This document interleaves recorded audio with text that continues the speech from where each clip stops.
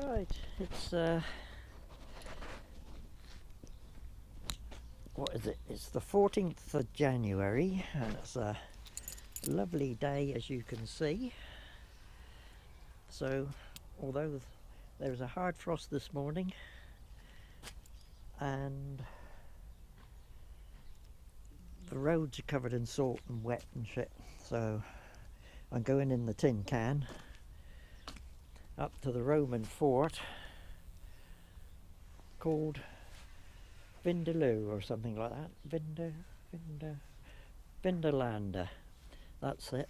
So I shall put you on when we get up there.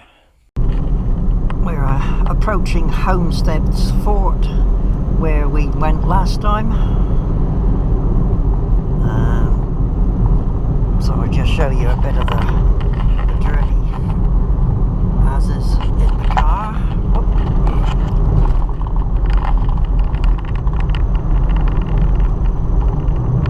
As you can see, it's a bit up and down.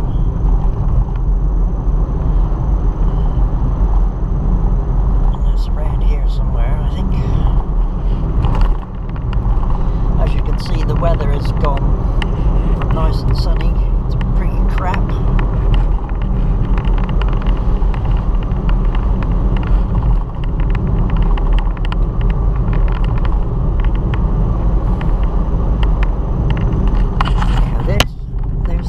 Over there on the hillside, and that is a damn lot steeper than it looks. As you can see, there's the car park there.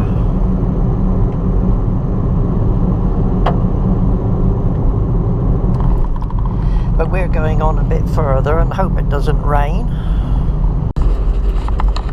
So this is where we went up last time, up there to the right. Just going down here to the left.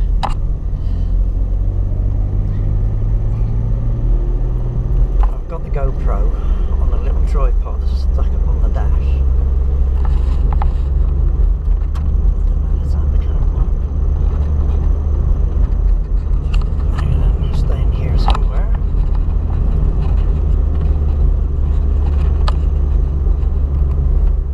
Nice twisty bits.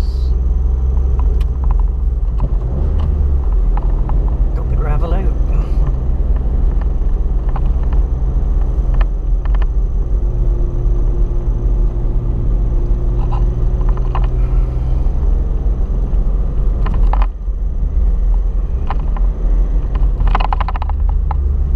What's this say?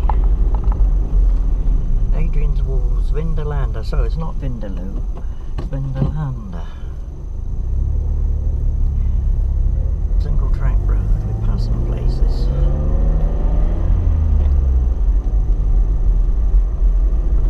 Car parks. That'll do. No doubt have to pay a fortune.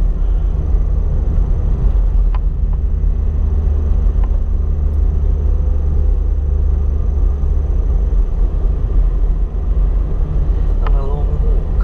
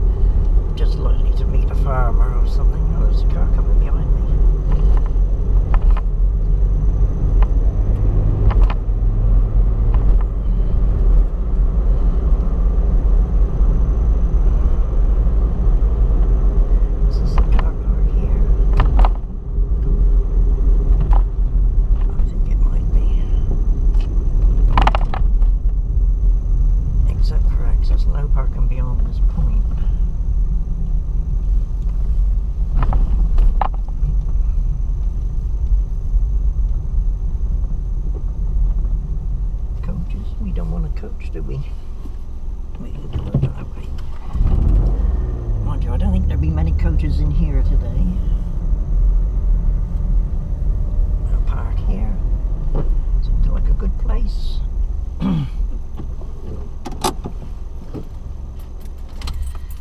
Right then. Pick you up off of there. Right. Got my hat on. It's nice and warm in here. I bet it's cold out there. So I think we're in for a long walk. We shall see. Right, here we are inside. No drinks. There we go.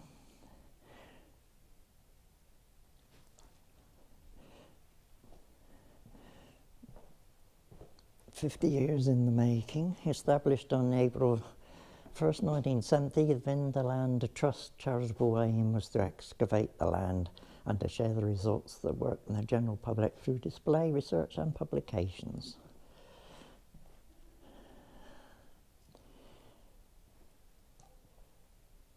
As you know, most bikers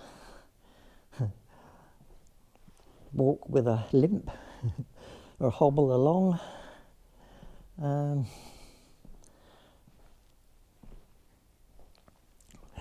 So I'm thinking about getting a second-hand gimbal just to help matters a bit. Do we go through here?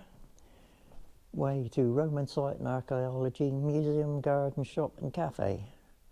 On the site introduction. Here we go then.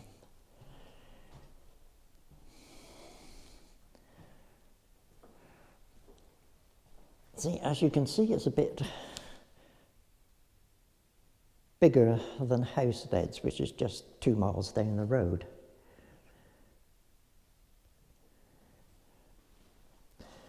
Vindolanda has its own story to tell.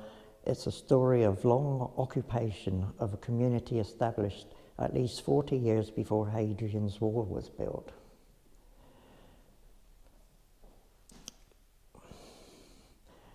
Lying just to the south of Hadrian's Wall, Vindolanda reveals that the Roman frontier was complex and consisted of much more than Hadrian's Wall itself. Acting as the central linchpin of the area, Vindolanda was strategically placed on the first northern frontier of the Roman Empire before Hadrian's Wall, the Stangate Road.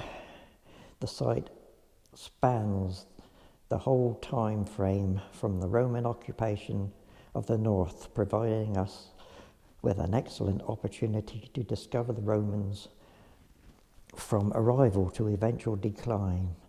This truly is a remarkable site. Right then, we shall see. There's a little model here, look, of what it was originally. Might get the reflection of the lights on there, unfortunately. Let's see.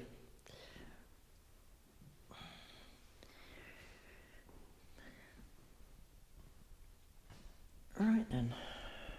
Can't visit the museum. Yes, caution ice. You're not joking. Oh, look at that. They're not too far to walk either.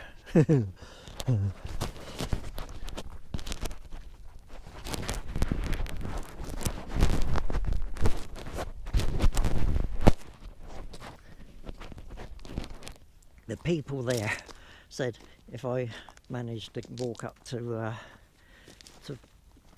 Housesteads Fort, I must be very fit. No, I didn't think I was. What's this? Do we start here? Yes, I think we will start here.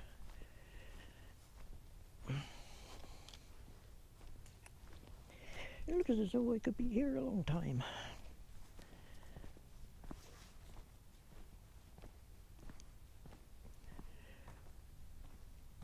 Roman Celtic temple, which was used by soldiers to celebrate both local and Roman gods. little thingies there. Wells and water tanks. Water supply here, well, I bet it's a bit boggy round here. Let's go and have a look.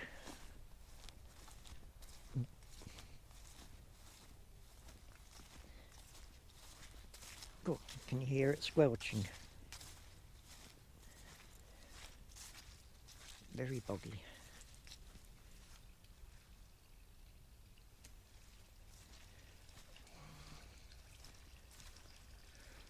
There's water draining out of the ground.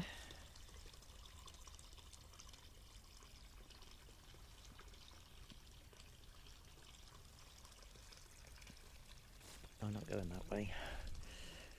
Too boggy. We'll see what this says over here. Squelch, squelch.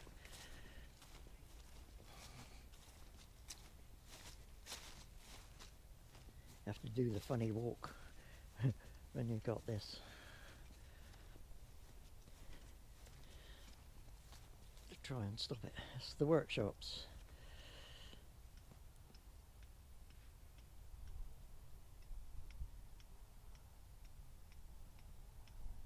Funny ticking noise.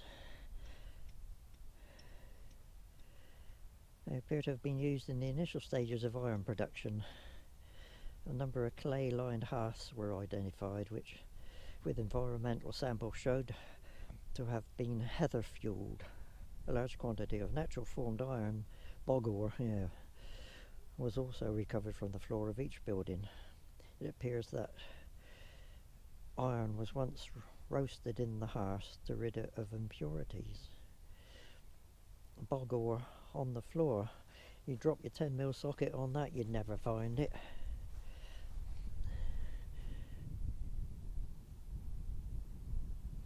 Well, ticking stopped now. Am I still recording? Yes. I don't know what that was. I don't know what that was then. Hopefully holding this little microphone in my handy pandy, you won't get, you won't get too much wind noise. Go, look at that, people are sunk in there. I'll go the long way round.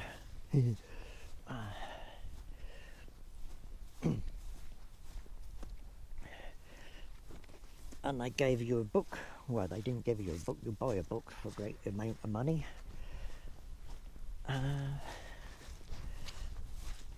As a guide.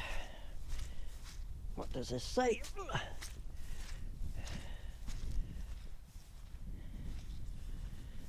Temples or tombs. These small structures could have been temples or tombs of wealthy people. No altars were found nearby, but there were many fragments of statues, heads, legs, arms, and some of them very large.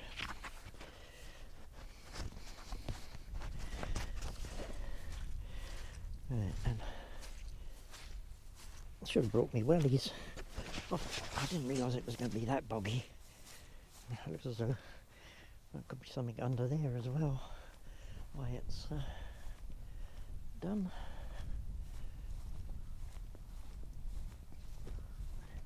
Go and have a look at this fortified reconstruction over here. A man building his wall, is he? Or is he just climbing over?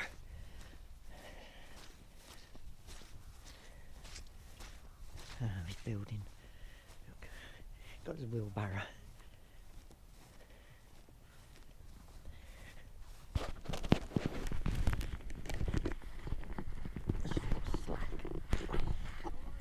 Yeah, not so bad. Yeah. Just trying to pick the way through. Where are you trying to get to the tower? Yeah, I'll go to the tower and then on round. Where you are now, go straight to the path. If you go any further right, it gets boggier. Right. Okay. Okay, thanks. That's kind of him. So we'll go straight to the path and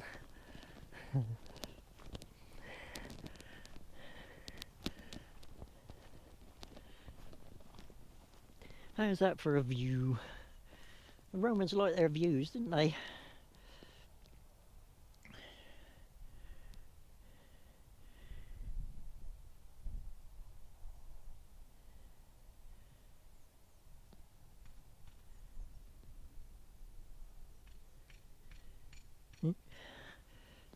Right then, another little building. And that waterway. Let's see what this says over here.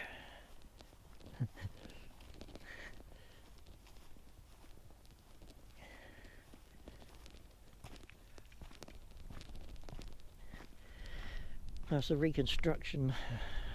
It's not the original. That there.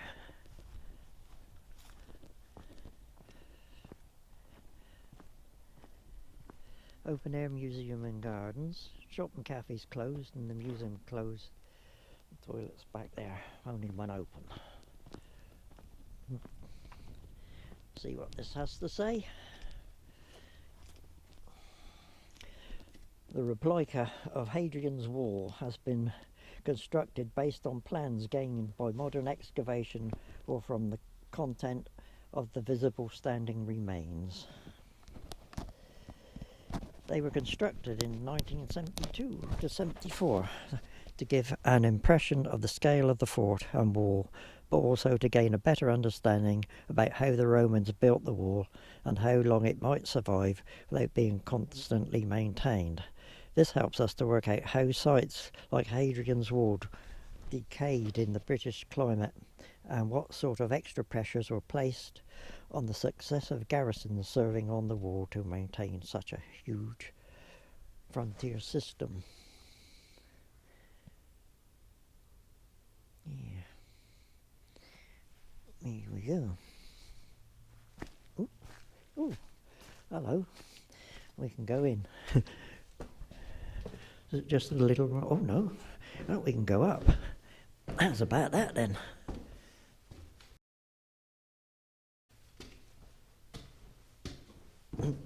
Could do with the light on.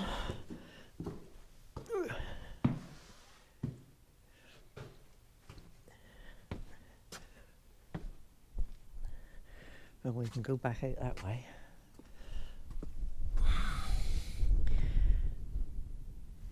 We should go up the next... I'll go out that way. We'll go up the next floor and see what's up here. What's it? A little lookout.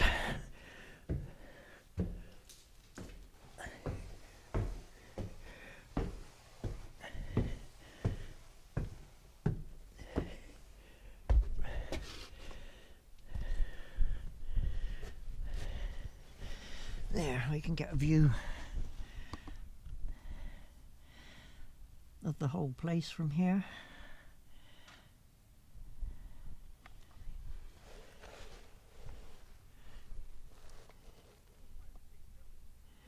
Do we need a guided tour? No. We'll have a look in that hole down there as well in a minute when we get back down. And as you see, there's those people, and it comes all the way around there. Hey.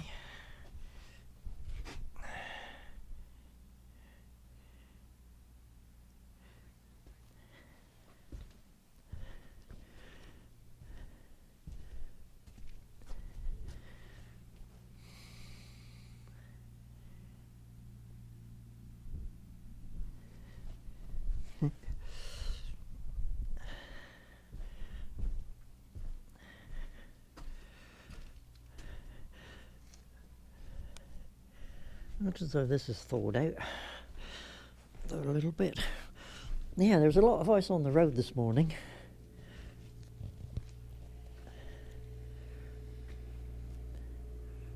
Good old...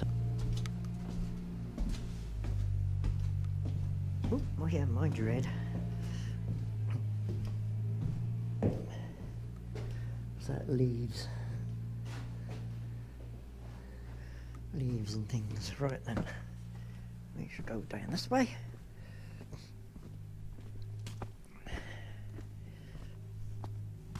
I've only got ordinary battery in. I've not got a backpack on, so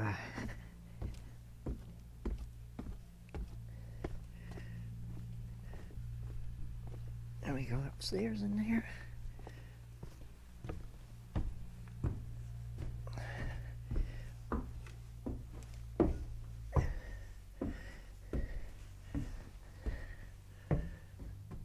Oh, telegraph pole. Oh, telegraph poles.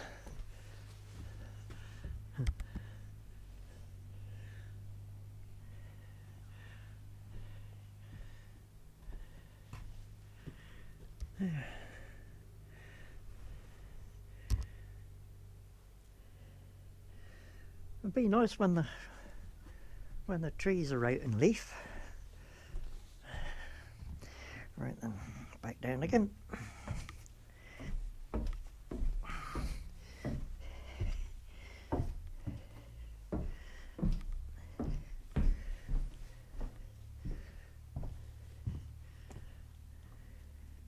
We should go right round the system.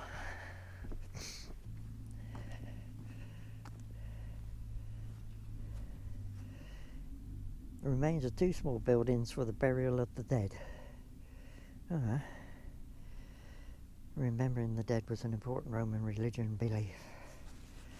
An effective way to achieve this was to erect a tomb, often with the associated inscription in a prominent place, as it was against Roman law to bury the dead inside the walls of the town.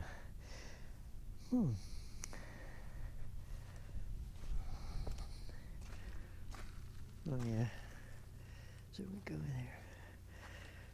Sorry if I'm walking on you, mate.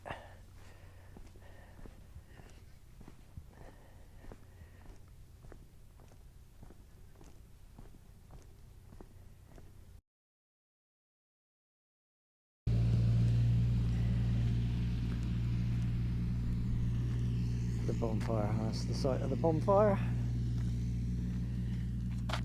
Multilingual listening post. Press 1 for English.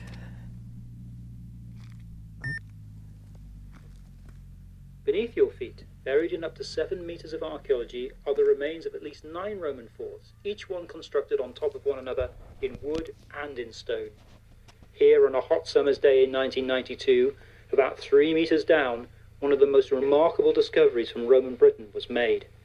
Vindolanda's archaeologists, led by Robin Burley, found an ancient bonfire which had been started in the spring of 105 AD. The bonfire was made to burn unwanted letters and rubbish that the garrison didn't want to take with it on a long journey from Vindolanda to fight a new war in Dacia, ancient Romania, a journey of over 1,000 miles.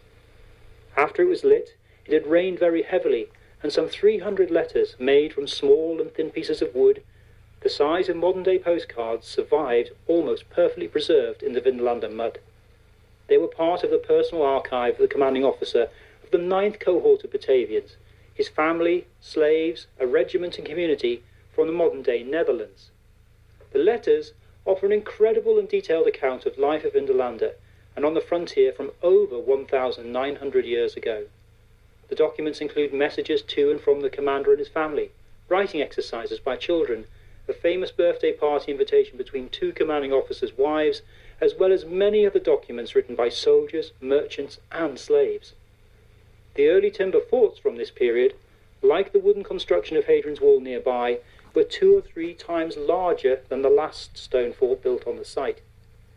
The 8 large wooden posts set into the ground nearby have been placed directly over their Roman counterparts and mark the position of the south gates of forts number 2, 3 and 4 at Vindolanda. Later 2nd and 3rd century stone buildings. Right, that's enough of him. We'll go back up this way. This constant rebuilding raised ground levels up and sealed the early deposits. Am I still? Oh yeah, still flashing. Good. You need to be flashing.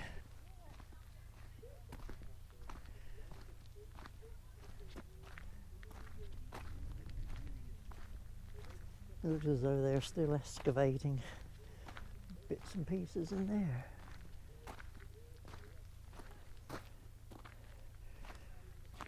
Family house where a large number of female related artifacts have been found. Oh yeah. Knocking shop.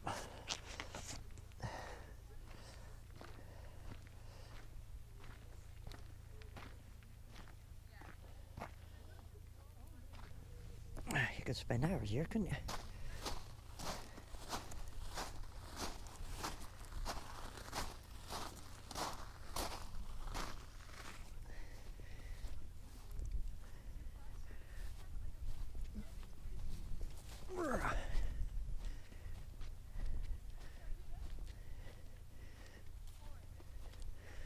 I think these must be the barracks. These long buildings.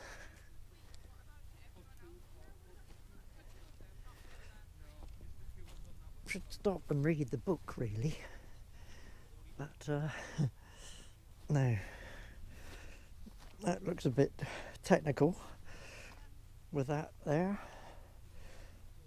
I think this might be the governor's house, the commander's house,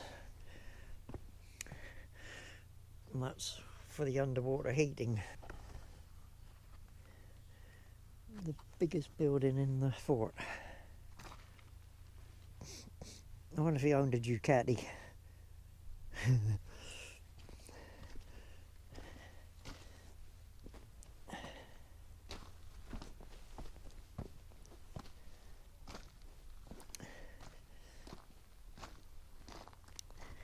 There's that stone building I was on top of. It's pretty well put back together. I don't think this cement that they've used will last very long though.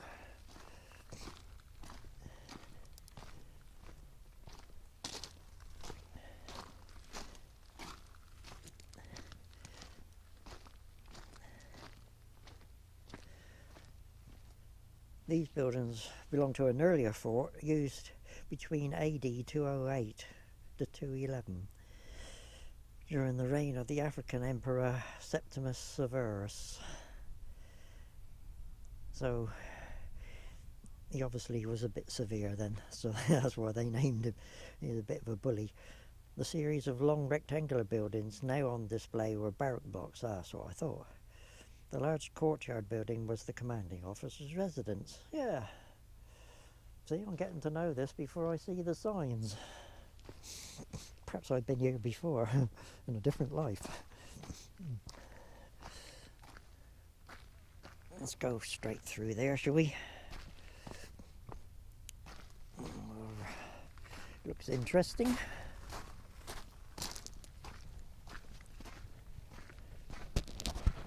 Let's see if I can pin this microphone on the jumper. Right then, hopefully got that.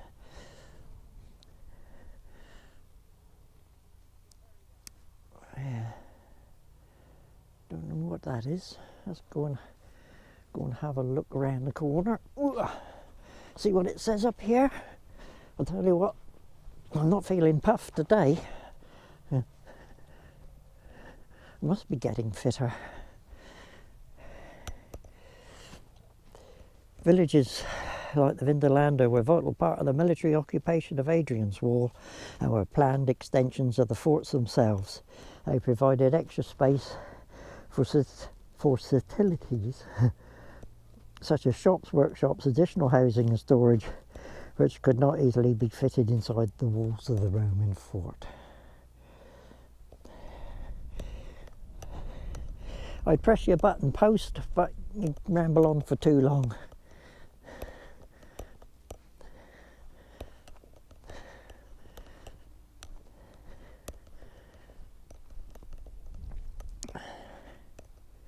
There. We'll see what this says on here. I think this is going to be a long one again. Not motorbike related.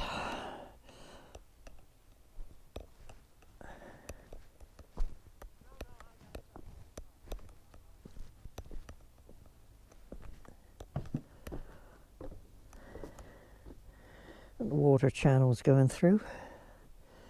Oh, it's the bathhouse. The army bathhouse was built in the 4th cohort of Gauls around AD 213.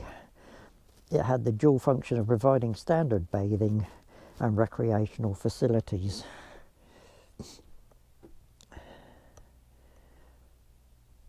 They liked their hot tubs and things, didn't they? Hot tubs and cold dips.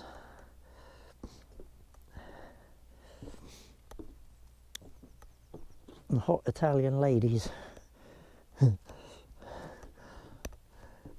No doubt.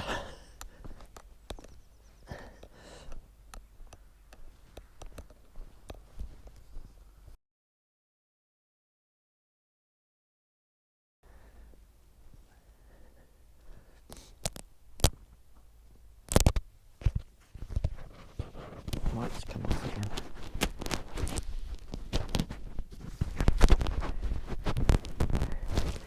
I have to think of a way of fixing the mic on with a little clip, which I forgot to look for. Well, I looked for it, I couldn't find it. We should go and see what that is in a moment.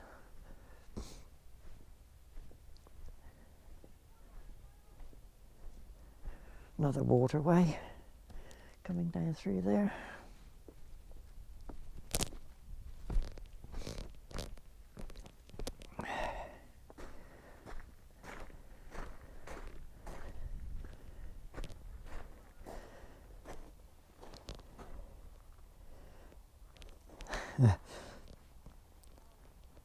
A house, a home which has produced evidence of spinning and weaving.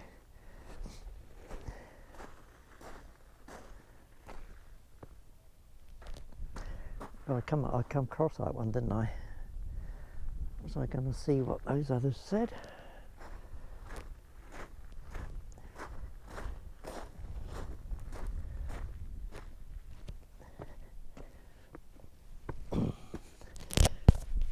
Oh, corner shop.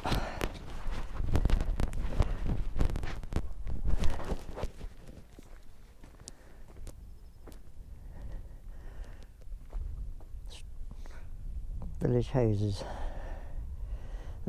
known as strip houses because they were long and narrow buildings. These structures had their narrow sides facing onto the main street. The buildings were designed in a way to lower the taxes or rents that occupants had to pay. Oh, they had tax problems in those days as well. And did I read these? I think I may have done. Or did I go straight across the top?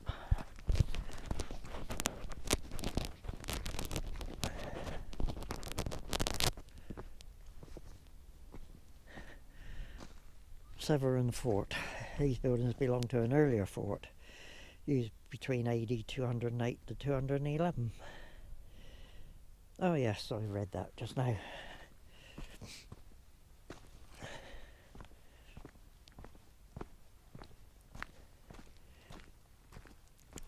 At least it's not raining. There's the temple over there with the little things for the gods. Family house where a large number of female. Oh yeah, I've seen that as well.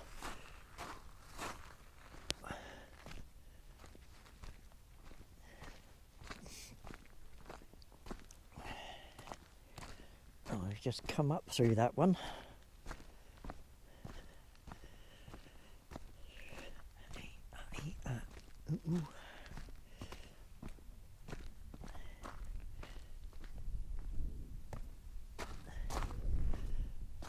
Large family house outside the west gate of the fort.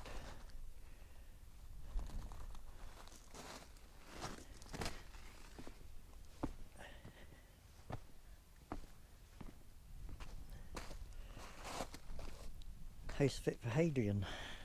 Over 2 metres below this spot, a massive timber building was excavated in 1992-3, dating to the time Hadrian's visit to inspect the start of the building of the wall, it may well have housed the emperor and his attendants for a few days, and it may not have.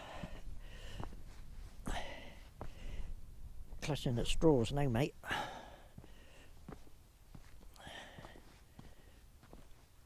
I'll see what this one says. Still flashing, good. Life on the frontier. Soldiers, traders, women, children and slaves would have gone about their busy daily lives in the town. Although life could be good for those who served on the frontier and lived in villages like Vindolanda, it was also a hard and sometimes precarious existence. Military discipline was ruthlessly enforced, and the commanding officer of the fort had absolute authority over the population of the village. The buildings in the town could not be owned, they were rented, and the rent had to be regularly paid to avoid trouble. At any moment the garrison might receive orders to move out, and once the garrison moved, the people of the town had to leave Vindolanda, for the fate of the soldiers and their own town were firmly linked to one another. Righty-ho, and we go up here to the left. Next time I come, hopefully I will have a gimbal, so you won't be jumping about all over the place.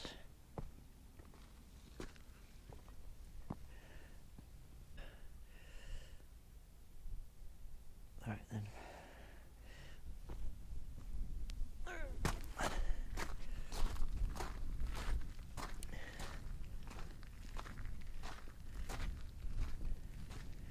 Go and have a look at this temple up here with the little shrines. Possibly 4th century school or centurion's quarters, I'm not quite sure. A bit of a well, not very deep.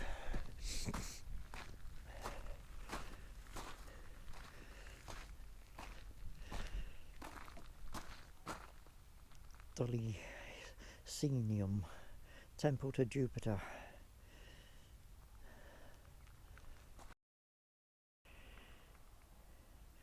No, I think he there with a hammer and lightning was the god of weather and iron, was he? Built around AD 220, it was dedicated to Jupiter doll something or other, I don't know how you speak that, an ancient weather god who originally came from the southeastern regions of modern Turkey. It was probably built on the order of the commanding officer of the 4th cohort of Gauls. This building was eventually destroyed by fire around AD 3070, at a time when paganism was being replaced. Right, we've done that one.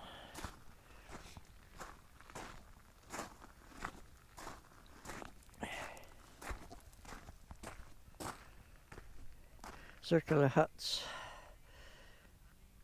to AD 208 to 212. These huts appear to have been living accommodation for an unknown group of people during the time of the conflict.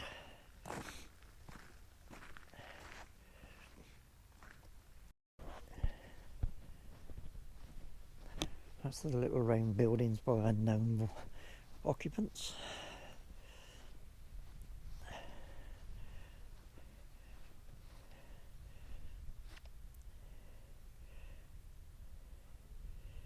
Predate the fort and belonging to an earlier encampment occupied during the times of the Great Severan expedition against the revolting northern tribes.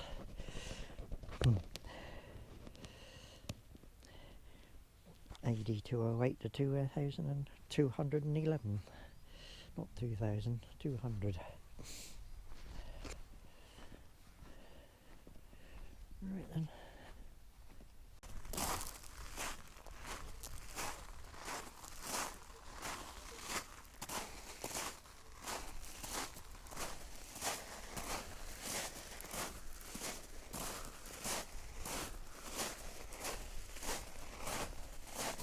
Three buildings dominated the Roman military settlement, and these were all placed in the middle of the fort. Formed a central range of imposing buildings which could easily have been identified and located by anyone entering the main gate.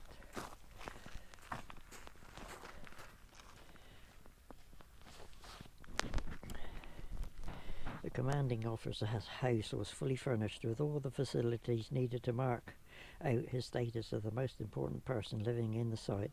He had his own bathhouse, private toilet, suites, rooms for his family, servants and slaves.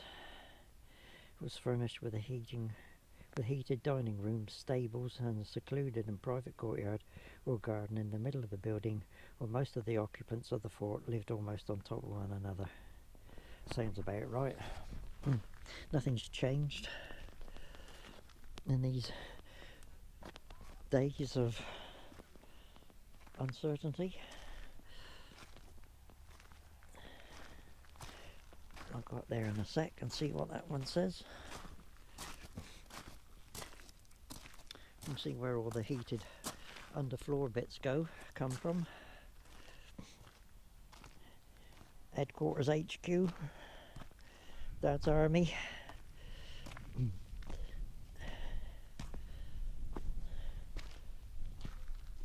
Don't know how deep that is, or whether it's only just a little shallow thing to represent a well. Headquarters building was the most impressive building of the fort, where regimental officers and their clerks maintained the records of the fourth buildings of the chapel. Yeah. What does that say?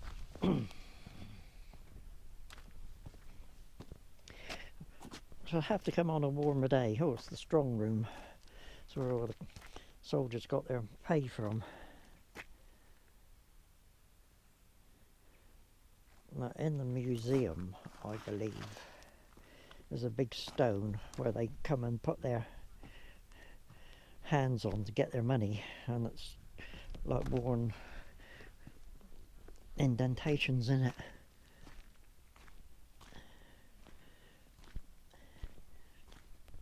Don't know what that's supposed to represent. Well, it looks like a safe, doesn't it? That's probably to do with the strong room then. Yeah, it was like a big, in the museum I believe, like a counter, and the counter there's scoops out, like 4 scoops where they put their hands in and drag their money out, which we shall have to come back and see at a later date. I won't need a book next time. Of course, it will be when the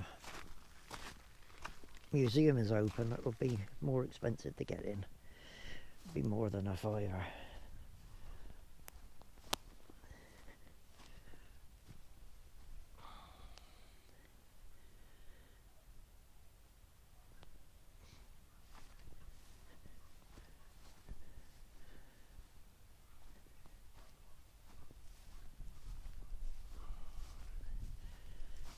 The Prefix House. Substantial courtyard type residence housed the commanding officer of the 4th cohort. He would have maintained a large household, and there was enough room for the entertainment of guests. 4 large altars were found in the courtyard dedicated to Jupiter and the genius of the residence. When the building was in ruins in the 5th century, a small Christian church was erected on the former courtyard site.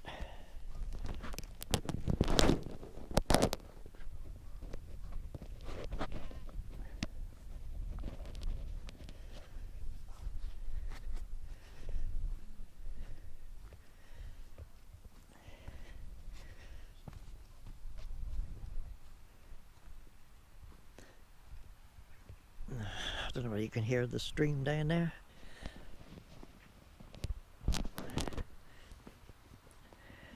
Don't know whether you'll get the impression of the height of those hills.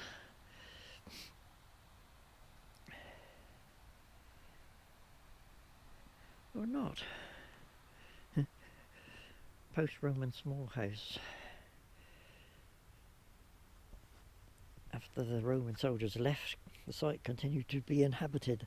This small house outside the fort walls date to AD 500. The floor of the front wall and the threshold are well built, reusing Roman stones. All other walls only needed a small amount of masonry. This is because the back of the hut would have been dug into a mound of spoil heap that the Romans had thrown over the wall. Perhaps a solitary hermit or a shepherd lived here, which is the quickest way back in.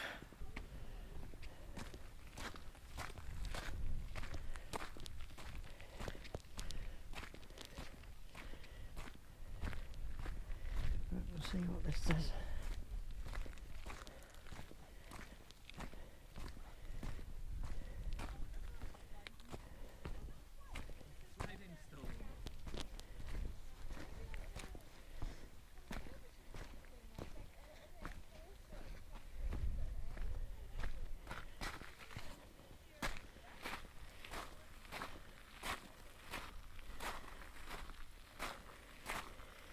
Foundations of a late church,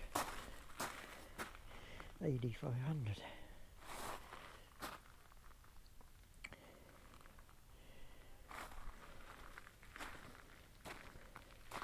See what they're digging over here.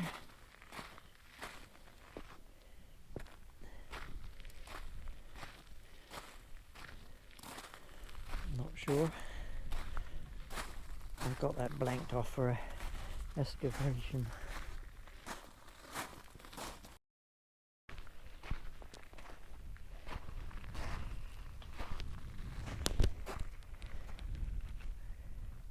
Don't know what they're digging up there. Looks a bit wet.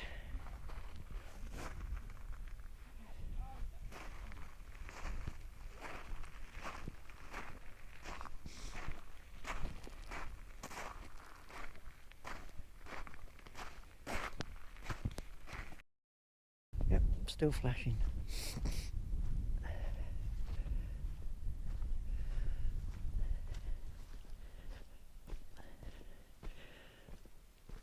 Pre-Hadrianic bathhouse.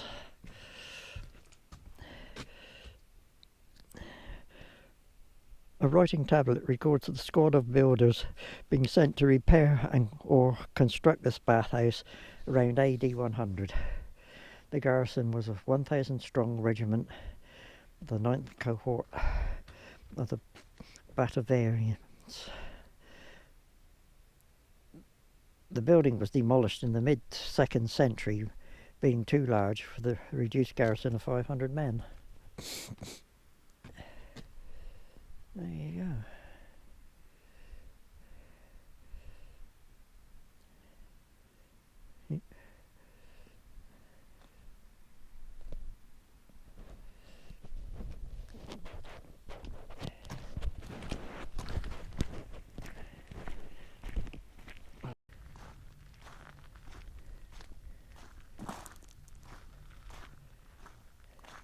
Water tank.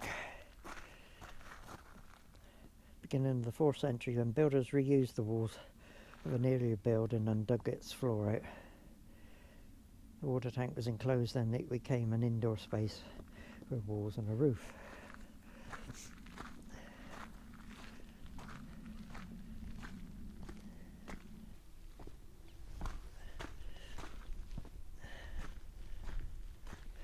Ongoing work for many years to come, I think. And I don't know how far down they're going to go.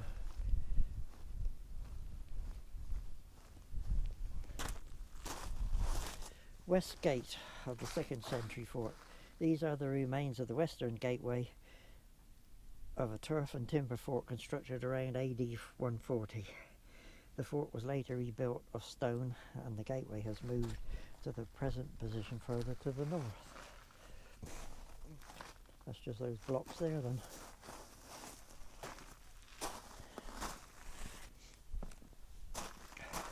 Oh, look how red my hands are. I'm not saying it's cold here. I would advise. Oh, look. I would advise coming on a warmer day.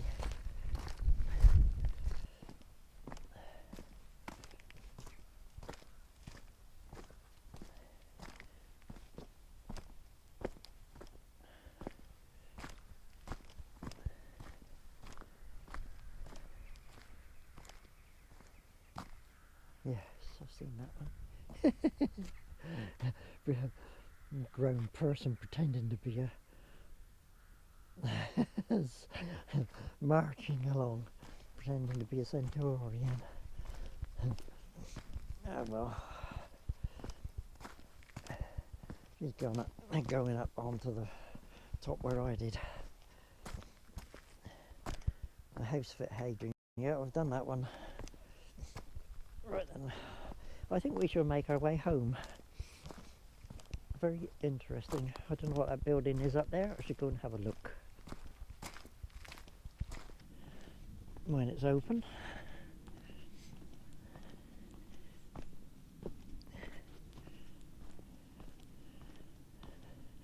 Robin Berkeley Archaeology Centre.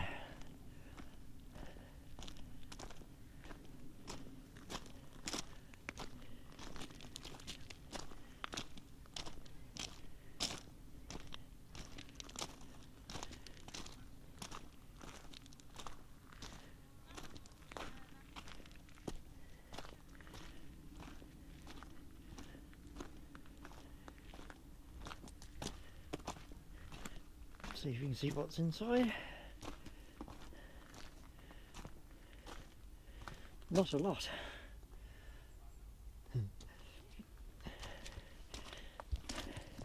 Just a load of tables and chairs. Right, that's it. I should turn you off now, and we'll come back in a few months.